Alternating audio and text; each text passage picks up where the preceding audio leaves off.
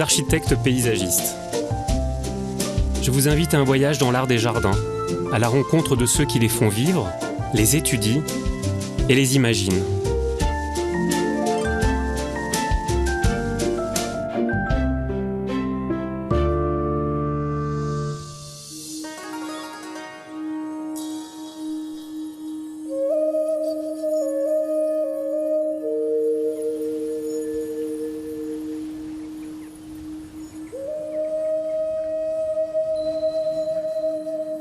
Le promeneur découvre à Kenrokuen un entrelac de sentiers, d'arbres, de bassins, de ruisseaux et d'étangs. À 400 km à l'ouest de Tokyo, c'est l'un des plus beaux modèles de jardin dit seigneurial du Japon.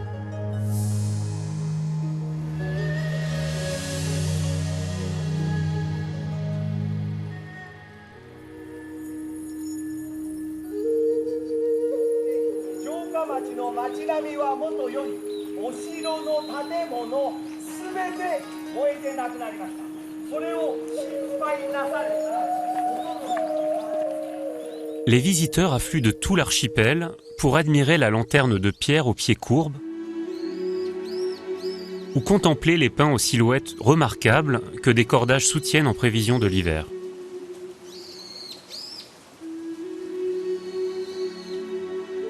Kenrokuen a été conçu au XVIIe siècle par la dynastie des seigneurs Maeda. Le jardin jouxte leur château qui domine la cité de Kanazawa.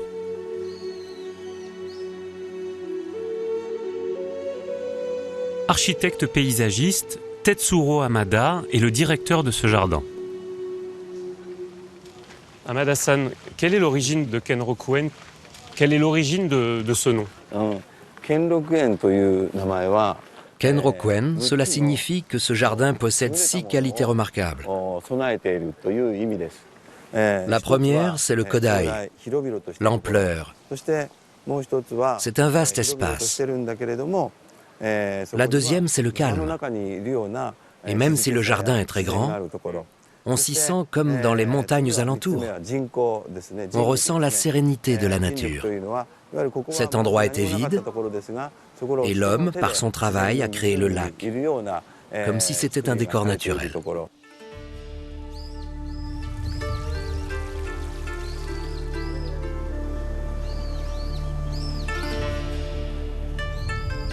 Le quatrième attribut, c'est l'authenticité. Comme si la nature recréée était là de toute éternité. Le cinquième attribut, c'est la nécessité d'ouvrir le jardin sur la ville et les montagnes environnantes. Enfin, le sixième, c'est le suisen, l'abondance en eau.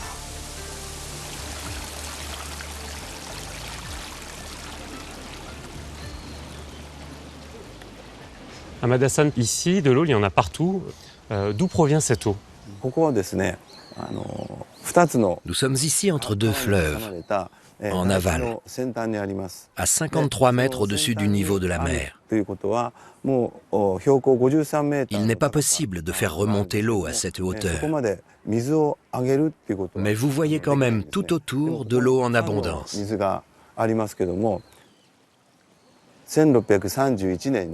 En 1631, le château fut ravagé par un incendie. Et dans cette situation, il est nécessaire de disposer d'eau.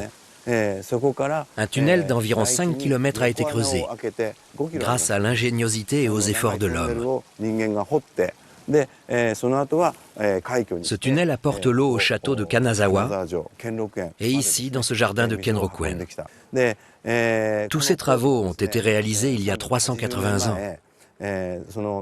Et ce qui est remarquable, c'est qu'ils n'ont duré que 9 mois.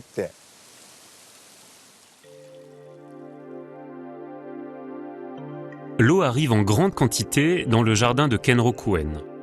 Captée au sud du jardin, elle alimente les rivières, les torrents, mais aussi l'immense lac des Brumes et son île de l'immortalité, ou encore le lac de la Calebasse et sa cascade en contrebas. Elle longe des belvédères, traverse les cerisiers japonais, dessine une boucle en l'honneur d'un pin ancestral. Elle découpe le jardin en une multitude d'espaces qui ont pour la plupart une fonction symbolique. Le lac au cœur de la propriété est une forme de systématisme dans les jardins de daimyo, dans les jardins seigneuriaux. Quelle est la symbolique du lac de Kazumigaike? Je vais vous expliquer la composition symbolique du lac Kasumiga. En fait, ce lac représente la mer. Là, on peut y voir une île, et sur cette île, à l'extrémité se trouve une pierre.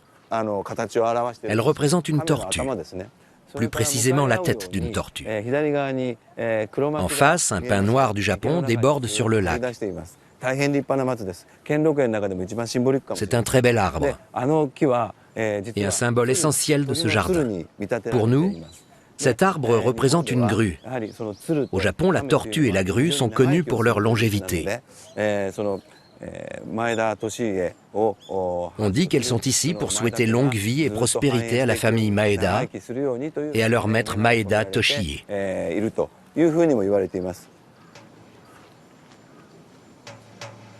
Maeda Toshii, à la fin du XVIe siècle, appartient à l'une des plus grandes familles de daimyos, les seigneurs du Japon. Leur château représente la domination politique de la famille sur la province. Mais les Maeda veulent établir une autre forme de rayonnement et conçoivent un immense jardin privé à l'extérieur de l'enceinte du château.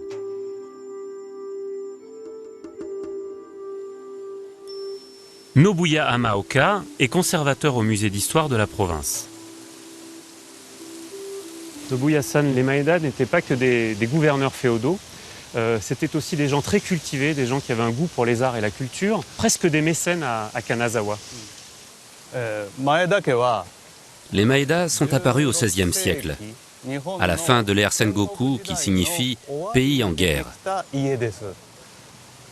Une fois la paix revenue, ce fut l'une des familles les plus puissantes dans la région de Hokuriku. On pense qu'ils ont choisi de développer la culture afin d'établir et de pérenniser la paix. Au Japon, l'époque Edo est une époque de paix pendant laquelle se développent les jardins seigneuriaux, des jardins ouverts sur le ciel et le paysage, propices à la déambulation et à la contemplation. Alors que venait chercher ici la famille Maeda? À quoi était destiné le jardin? À l'origine, ce jardin constituait l'espace privé de la famille Maeda. Et peu à peu, les seigneurs ont souhaité y accueillir leurs hôtes. Les gouverneurs, de plus en plus puissants dans la région, ont également souhaité rendre leur jardin hospitalier.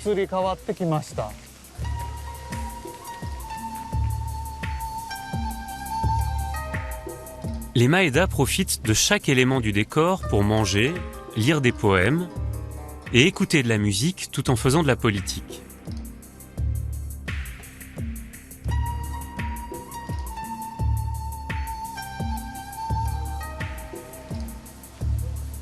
À la fin de l'ère Edo, au XIXe siècle, les Maeda ouvrent définitivement leur jardin au public, qui peut en apprécier les fastes et les cérémoniaux, comme ceux consacrés au thé.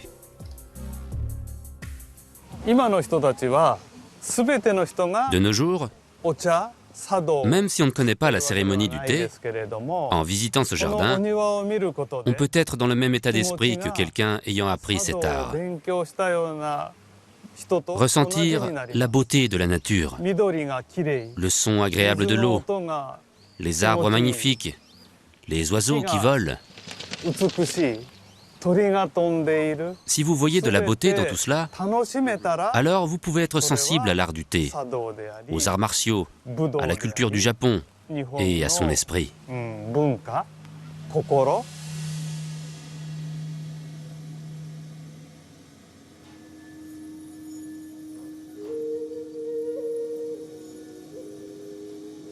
La cérémonie Urasenke, que dirige le maître de thé Oshima, est l'une des 3 principales écoles de l'art du thé japonais. Le Chado, la voie vers le thé, est une discipline spirituelle et esthétique pratiquée dans les 4 maisons de thé que compte encore le jardin.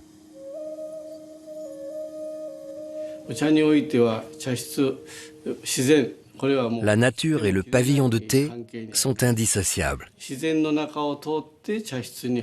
Votre passage dans la nature est un parcours de purification pour votre corps avant d'entrer dans la salle de thé.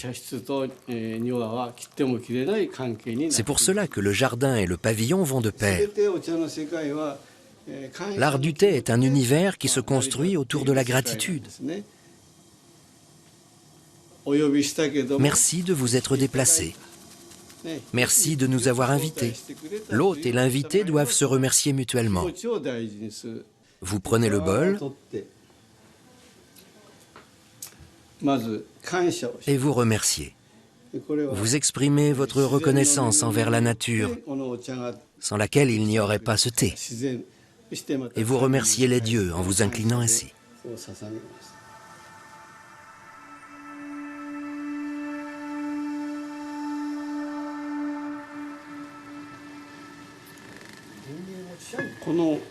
Écoutez le bruit de cette théière, vous entendez? On appelle cela le matsukaze. C'est comme si on entendait le bruit du vent soufflant dans une forêt de pins.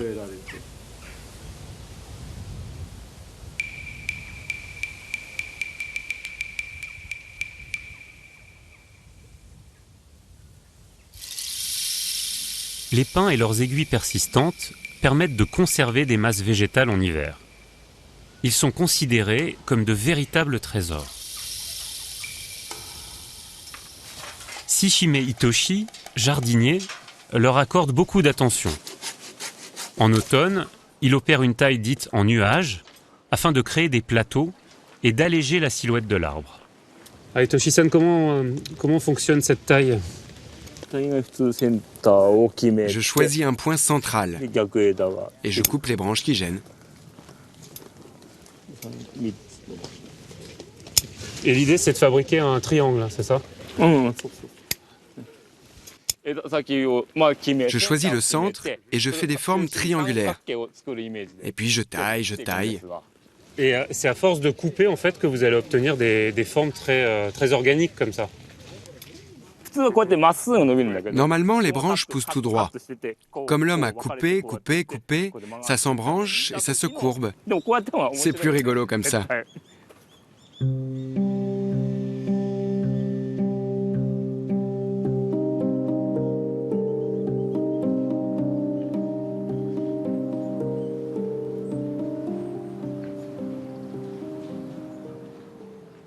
Hitoshi-san, quel type de pins sont représentés dans le jardin?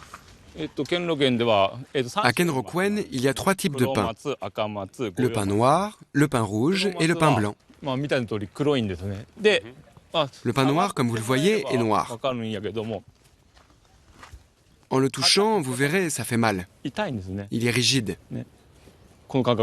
Mais retenez bien cette sensation, ça pique. On l'appelle le pin masculin, ses branches sont plus sauvages et brutes. Le pin rouge est à tronc rouge et il est plus doux au toucher. On l'appelle aussi le pin féminin. Ses courbes sont plus douces.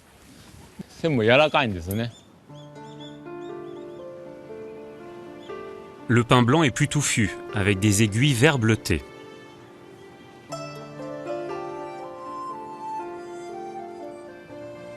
De gigantesques étais de bambou viennent soutenir ces branches. La taille annuelle est rigoureuse, accentue le port étalé des pins et fragilise leur équilibre. Pour les jardiniers japonais, tout est dans le détail. Les mousses rares sont minutieusement sélectionnées.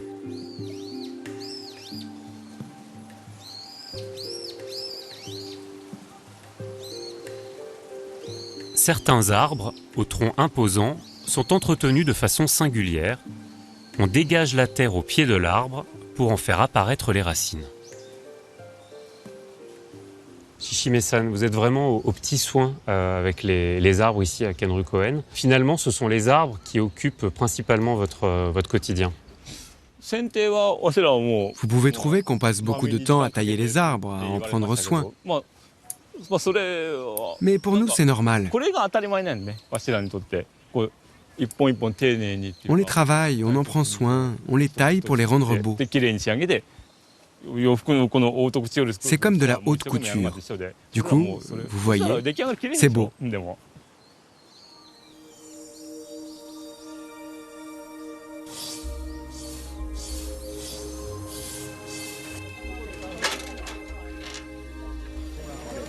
Début novembre, un événement requiert toute l'attention des jardiniers. C'est la pose des yukitsuri.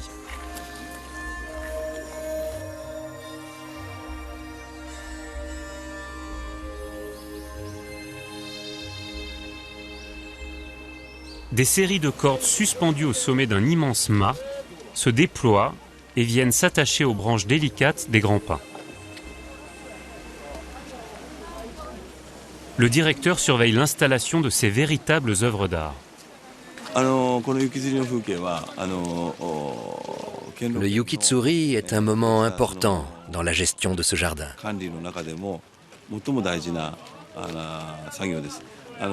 Et j'aime contempler ce travail. À Kanazawa, il neige beaucoup et la neige est très lourde. Donc protéger les arbres des problèmes liés à la neige est très important. Mais il ne suffit pas de protéger les arbres de la neige. C'est aussi une création artistique que l'on peut admirer pendant 3 ou 4 mois.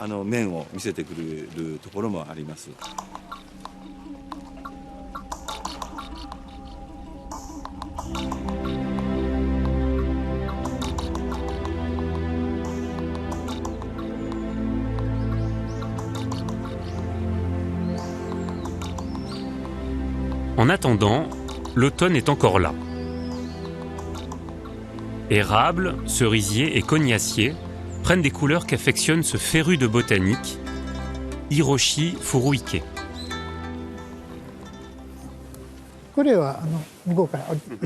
Voici une feuille qui vient de tomber de ce cerisier. Les feuilles sont rouges. Au printemps et en été, vous avez la chlorophylle. Les feuilles sont vertes. À partir de la lumière du soleil, elles produisent des réserves. En automne, la chlorophylle abandonne les feuilles et se retire dans le tronc. Les feuilles s'affaiblissent et elles produisent un pigment. C'est ce pigment qui change les couleurs.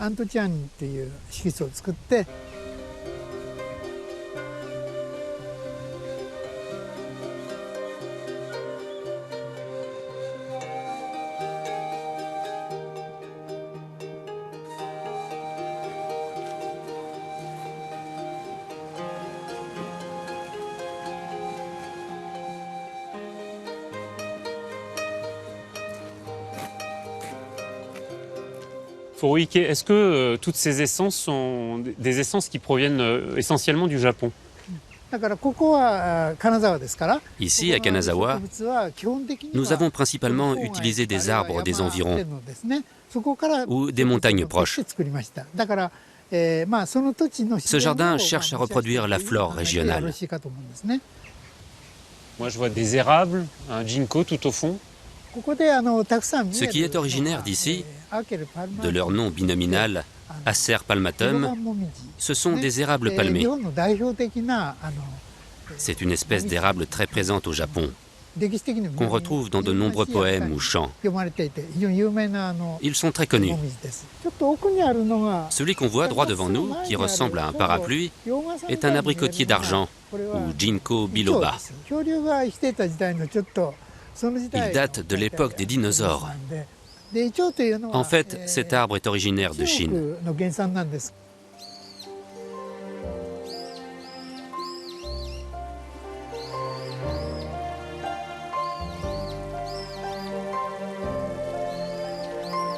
Les liens entre la Chine et le Japon dans la conception des jardins sont anciens. Et c'est un poète chinois du XIe siècle, Li Zhefei, qui dans ses écrits énonça les 6 qualités d'un jardin parfait. 6 qualités que possède Kenrokuen.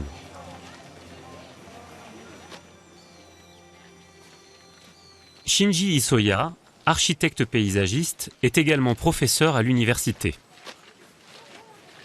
Shinji Sensei, les deux idéogrammes qui symbolisent le jardin au Japon nous en disent long sur votre rapport au jardin. Est-ce que vous pouvez me l'écrire?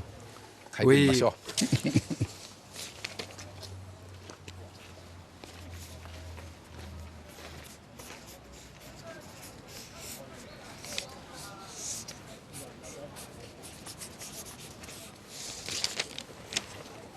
Alors, qu'est-ce que ça représente?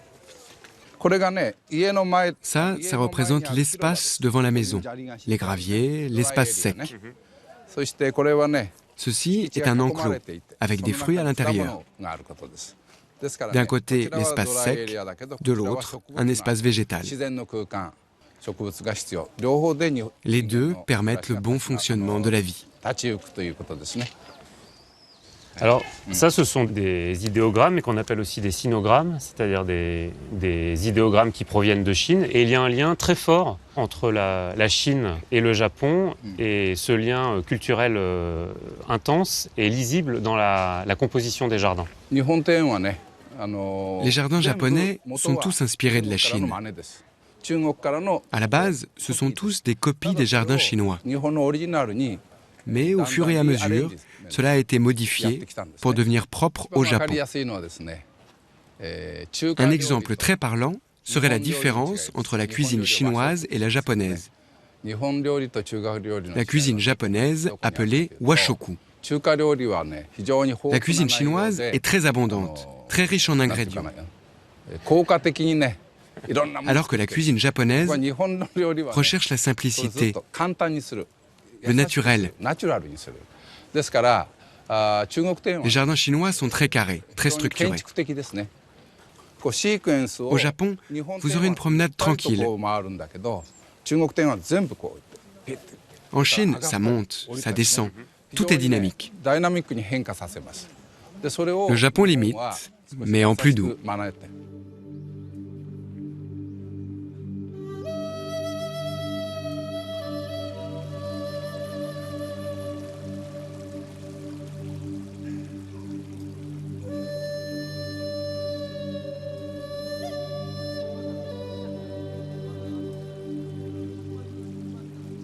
Alors c'est le traité des jardins, le Sakutekei, qui va permettre au Japon de s'affranchir de l'influence chinoise.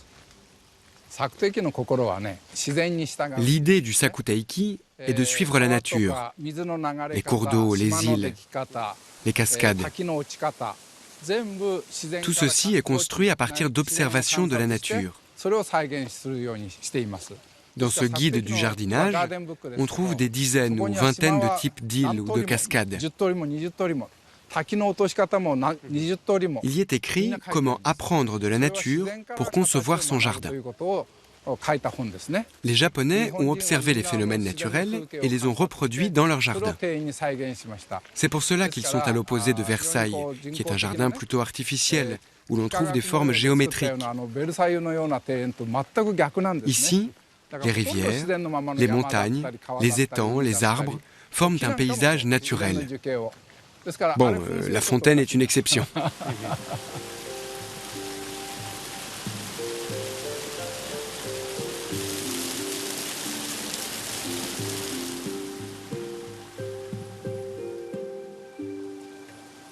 Les jardins de Kenrokuen traduisent parfaitement la philosophie des Japonais face aux caprices de la nature.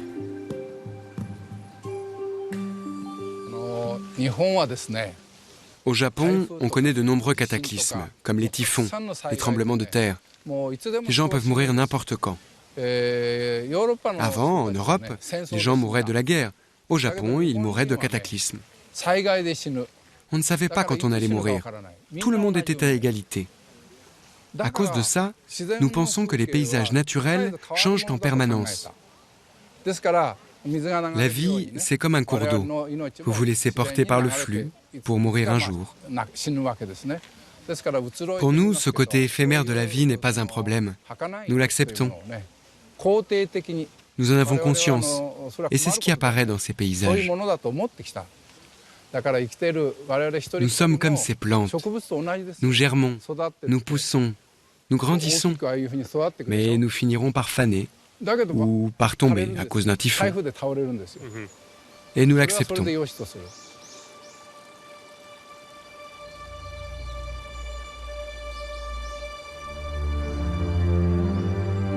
Kenrokuen est un exemple parfait de cette vision poétique japonaise, inspirée par la fugacité de la vie, la vulnérabilité d'un monde où tout finit par mourir ou disparaître, et qu'il convient donc de fêter en toute saison.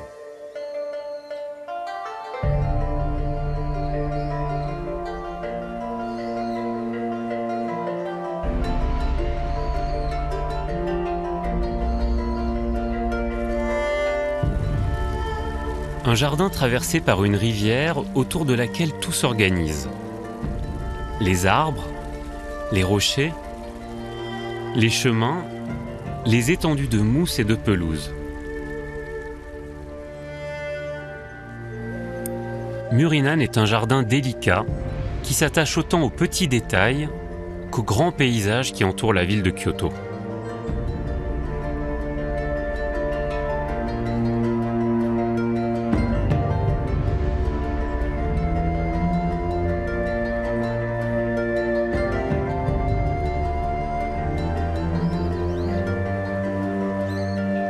Le jardin de Murinan est créé à la fin du XIXe siècle par Haritomo Yamagata, un riche homme d'État.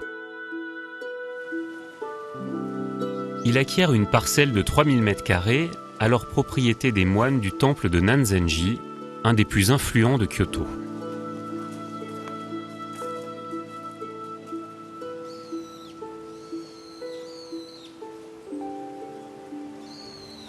Tomoki Kato est paysagiste, tout comme son père. Il a restauré et entretient le jardin depuis 2007. Kato-san, quel est le paysage qu'on a en face de nous? Est-ce que c'est une vue de l'esprit, un rêve, un paysage sauvage? Est-ce que c'est une peinture?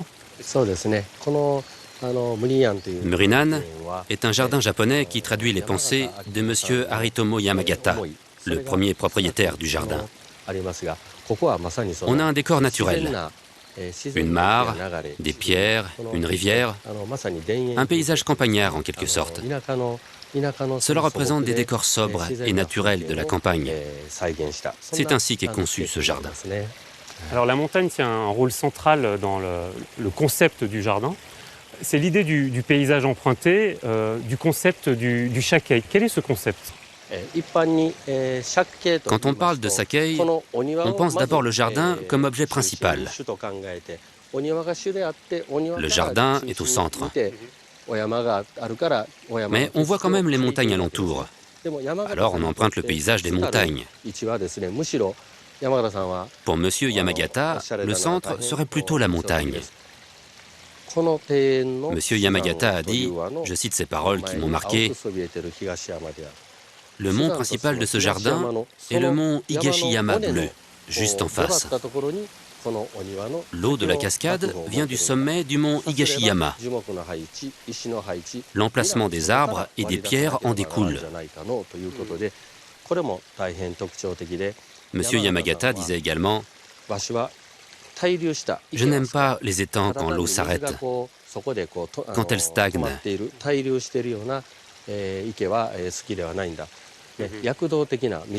Il disait préférer les cours d'eau, un flux dynamique, d'où le dessin que vous voyez.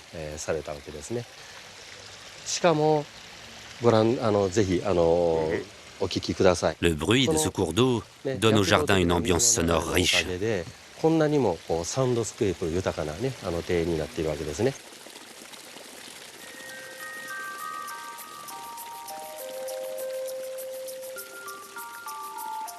La disposition méticuleuse de chaque caillou donne l'illusion d'un cours d'eau de montagne qui, au printemps, aurait soudainement charrié de nombreuses pierres.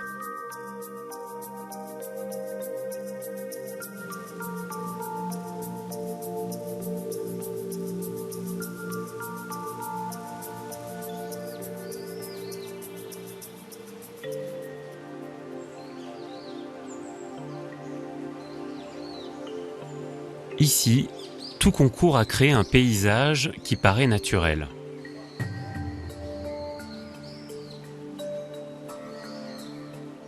Un résultat qui requiert un entretien minutieux.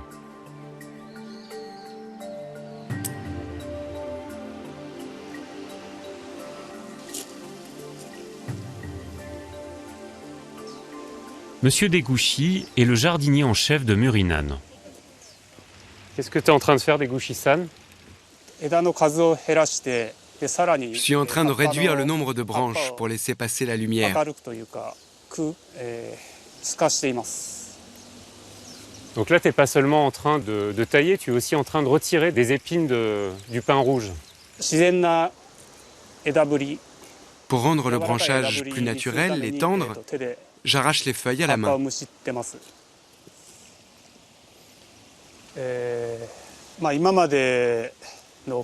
Par expérience, au feeling, je sais ce qu'il faut faire, sans m'éloigner.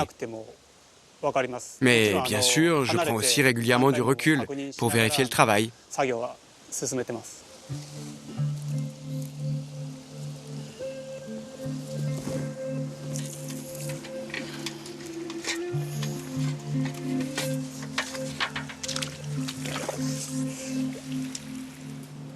Les jardiniers ont des instruments adaptés à leur travail minutieux. Deguchi-san, quels sont les outils que tu utilises pour tailler les arbres? J'utilise une cisaille à arbre, comme celle-ci. Ce sont des cisailles pour découper les branches fines, uniquement. Donc tu utilises ce sécateur en acier et tes mains pour tailler ces grands pins. Oui, je taille la branche à la cisaille, avant de réduire le nombre de feuilles à la main. C'est la base. Alors il y a des éléments tout à fait particuliers dans votre uniforme de jardinier ici à Kyoto et à Murian. Ce sont ces brassards, ici. Ce brassard, on l'appelle tekko. Nous mettons nos mains dans les pins pour tailler. Cela évite de se blesser avec les épines. Et cela permet aussi de protéger le pain. Et puis ces chaussures. Voici donc un jikatabi. Ça s'enfile comme une chaussette, c'est léger et doux. Ça nous permet de grimper aux arbres avec la sensation d'être pieds nus. Nous pouvons ainsi marcher sur la mousse sans trop l'endommager.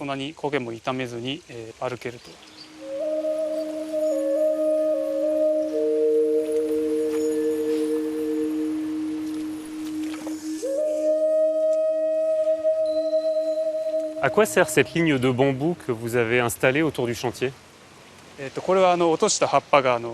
Cette barrière empêche les aiguilles d'être emportées dans le cours d'eau. Nous utilisons un matériau naturel pour donner un aspect plus chaleureux et accueillant.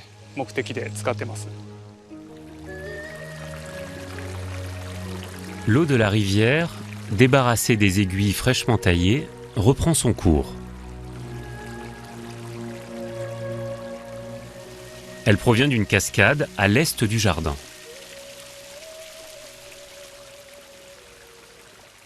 Kato-san, au fil du cheminement, petit à petit, on va voir apparaître cette cascade qui est à l'extrémité du jardin. On voit les 3 niveaux de la cascade. Mais cette cascade n'est pas entièrement visible. On ne la montre pas complètement. Les Japonais préfèrent ne pas tout voir. Alors, devant la cascade, on place une branche d'érable. C'est une esthétique qu'on connaît par cœur et qu'on appelle le Isen Sawari. C'est une technique traditionnelle dans les jardins japonais. Kyoto est une ville ancienne. Elle a 1200 ans. Cette technique se transmet depuis les temps anciens.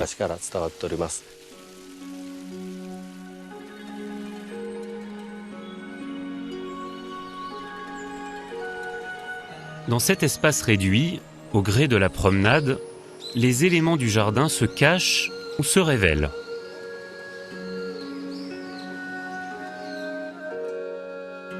La rivière artificielle serpente à travers le jardin et démarre sa course depuis la cascade à l'est. On peut la traverser grâce à de nombreux passages de pierre.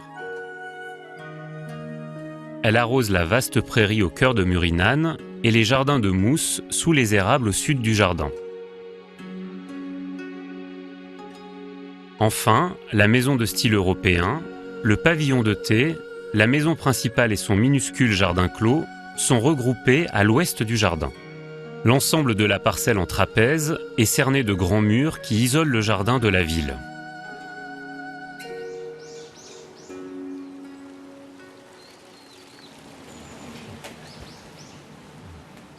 Le propriétaire du jardin, Haritomo Yamagata, choisit son emplacement pour sa proximité avec l'aqueduc qui traverse le parc de Nanzenji.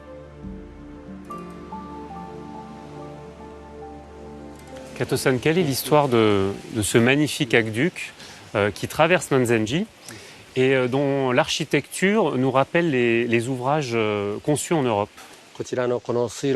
Cet aqueduc fut construit en 1890, il y a 126 ans. À côté de Kyoto, vous avez le lac Biwa. L'eau du lac est acheminée sur près de 9 km pour arriver ici. Elle arrive à Nanzenji et elle est redistribuée dans les alentours.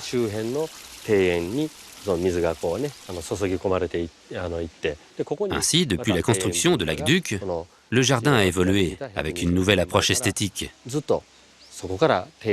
L'aqueduc apporte l'eau qui est essentielle.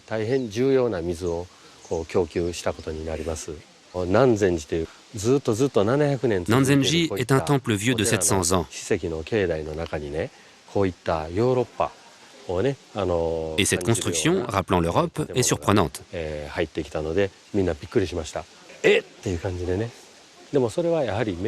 elle représente bien ce qu'est l'ère Meiji, une ère de renouveau.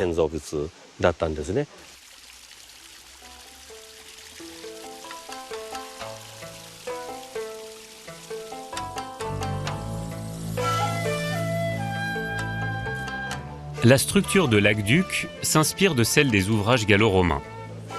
Briques et voûtes rappellent l'architecture industrielle européenne. À partir de 1868, pendant l'ère Meiji, le pays développe son industrie. La nouvelle classe dirigeante perpétue la culture japonaise, mais adopte certains codes de l'esthétique occidentale.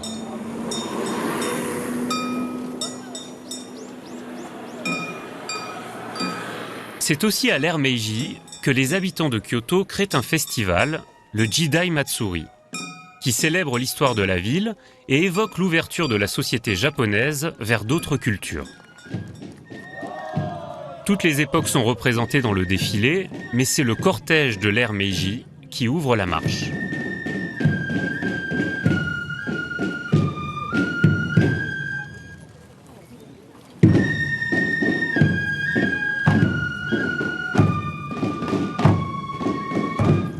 Michiro Takei, historien, y assiste tous les ans. Et alors à quoi correspond cette période de la restauration Meiji? Les samouraïs avaient du pouvoir. Les gens étaient oppressés et en colère. Des commerçants américains, français, sont venus au Japon et l'arrivée d'informations venant d'autres pays a permis aux habitants de comprendre la notion de pays libre. La colère et la frustration du peuple a explosé. Cela a mis un terme à l'ère des samouraïs. C'est ce qu'on appelle la révolution Meiji.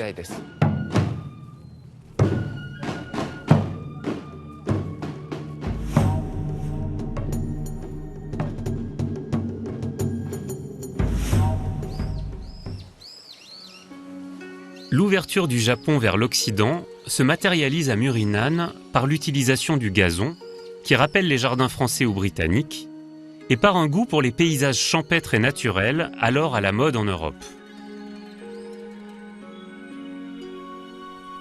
À la demande du propriétaire Haritomo Yamagata, le paysagiste Ogawa Jiei va initier cette nouvelle vision du jardin japonais.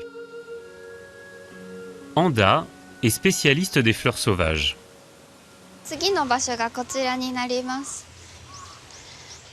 Voici les coquets otojiri. Koke signifie la mousse en japonais. C'est une petite plante.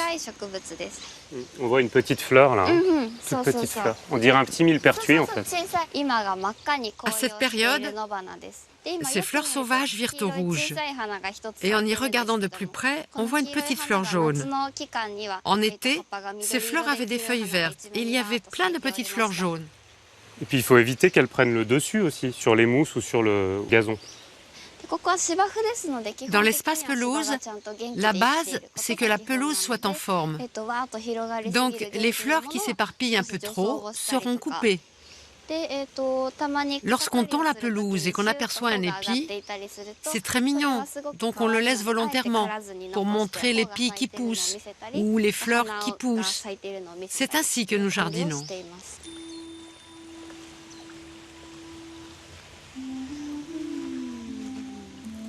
Haritomo Yamagata avait fait graver sur une stèle une charte des principes esthétiques du jardin.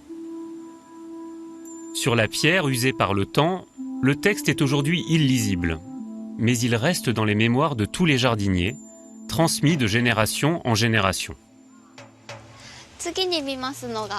Ici, il y a la stèle Onshi Shisonoki. Alors ce que Haritomo Yamagata vous lègue ici, c'est non seulement un mémorial, mais aussi un très beau poème et un cahier des charges pour entretenir le jardin. Et ça fait de cette pierre une pierre extrêmement précieuse pour vous aujourd'hui. Tout ce que M. Yamagata ressentait pour Muriane, il l'a écrit lui-même et gravé sur cette stèle. Il a écrit par exemple sur les 4 saisons, printemps, été, automne, hiver, sur ce dont vous pouvez profiter à chacune de ces saisons. Ces textes sont comme des poèmes. On y trouve ce passage, à l'intérieur de la verdure de la mousse, qu'il est intéressant d'y trouver une fleur sans nom. Ça parle des fleurs sauvages. C'est en se basant sur ce texte que nous avons établi la gestion de la pelouse, en y incluant les fleurs sauvages. Comment dire? Je m'occupe de toutes petites choses, mais cela enrichit énormément mon cœur.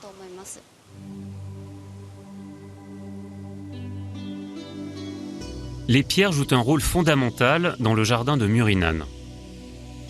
Des plus imposantes d'entre elles aux plus petits cailloux, elles sont le fruit d'une sélection réfléchie. Les pierres matérialisent les chemins, le passage du bâti vers le jardin, ou marquent un point de vue.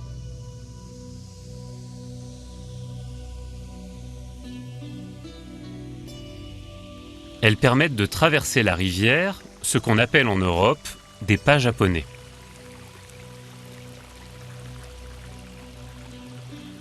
Elles créent de petites plages, elles s'imposent seules au milieu des massifs, elles soutiennent les berges, elles accueillent aussi l'importante variété de mousses, un des atouts du jardin de Murinan. Monsieur Sakaue, le second jardinier de Murinan, porte toute son attention à la mousse qui prolifère.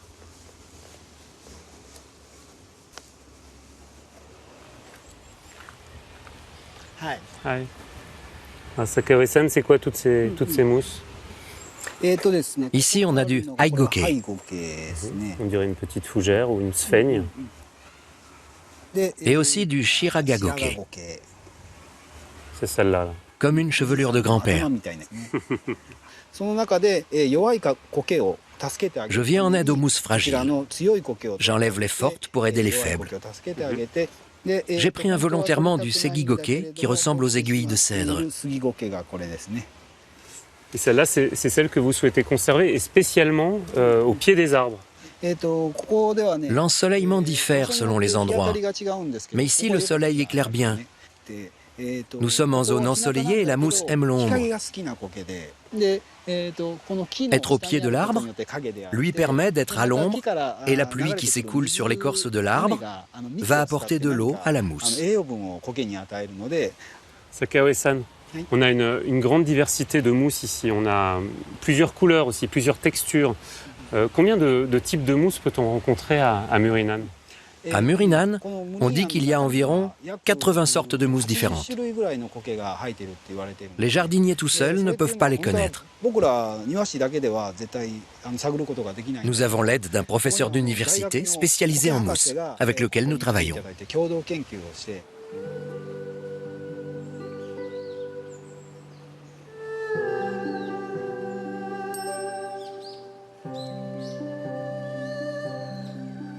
Alors là, on a une scène presque parfaite. On a ces ombres portées d'érable sur la mousse qui, elle, vient capter la lumière. Et puis cette pierre qui est abîmée par les lichens et aussi par cette mousse un petit peu plus sombre. C'est ce qu'on appelle le wabi-sabi. Quel est l'objet de ce concept? Wabi signifie un paysage mélancolique, incomplet. Sabi signifie l'altération par le temps. Ce sont des valeurs de l'esthétique japonaise. Il n'y a pas que l'apparence superficielle, mais ce que cela cache, le fait que cela a pris beaucoup de temps. La mousse correspond bien à cette philosophie. Cela ne se fait pas en un court instant. Regardez cette pierre. Comme vous le voyez, elle est recouverte de mousse. Pour que la mousse pousse ainsi, elle a besoin de beaucoup de temps. J'ai beaucoup de respect pour cette mousse, que la nature a fait pousser sur une longue durée. Au Japon, vous élevez la mousse au rang de véritable trésor national. Et le climat japonais n'y est pas pour rien, puisqu'il permet à cette mousse de s'installer dans les sous-bois des jardins. Le climat de Kyoto est particulier, même au Japon. Normalement, nous sommes dans un bassin éloigné de la mer, donc le climat devrait être sec. Mais dans la région à côté, vous avez le lac Biwa, le plus grand lac du Japon. Nous avons une quantité d'eau équivalente au plus grand lac du Japon dans les sous-sols de Kyoto. Quand il fait chaud en été, l'eau du sol s'évapore continuellement, mais elle se reconstitue en permanence.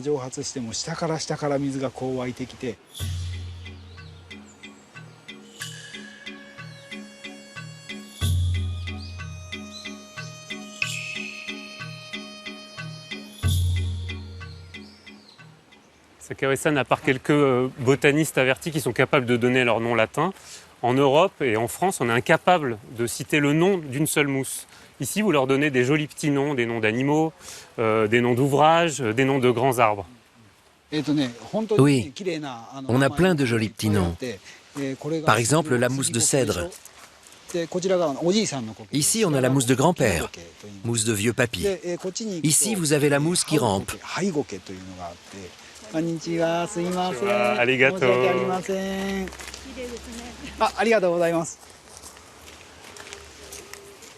Sakaue-san, aujourd'hui, on voit de la mousse presque partout, en tout cas sous les arbres, sous les érables. À l'origine, c'était plutôt du gazon qu'on devait trouver ici dans ce jardin. Monsieur Yamagata avait à l'origine installé du gazon. Mais il s'est naturellement transformé en mousse. À l'époque, il n'y avait pas de météo. La pluie et le beau temps étaient l'œuvre des dieux. Tout ce que fait la nature étant l'œuvre des dieux, la transition de la pelouse à la mousse aussi. C'est le travail des dieux. Comme les dieux en ont fait ainsi, prenons soin de ce qu'ont fait les dieux. Cette mousse.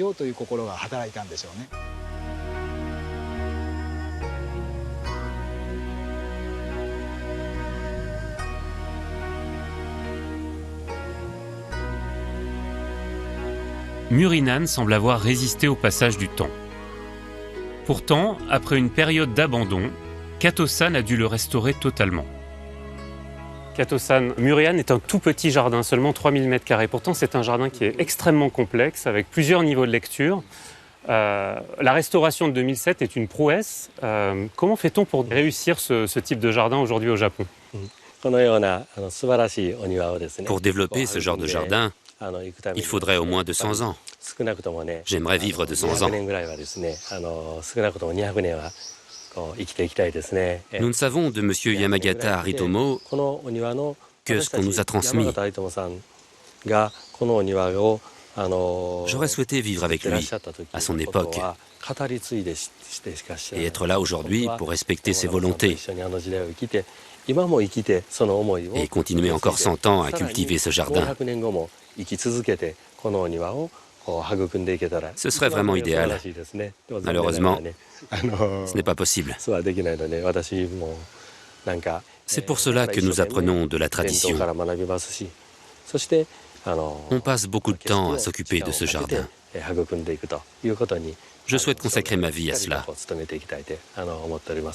avec la même passion que si nous pouvions vivre 200 ans.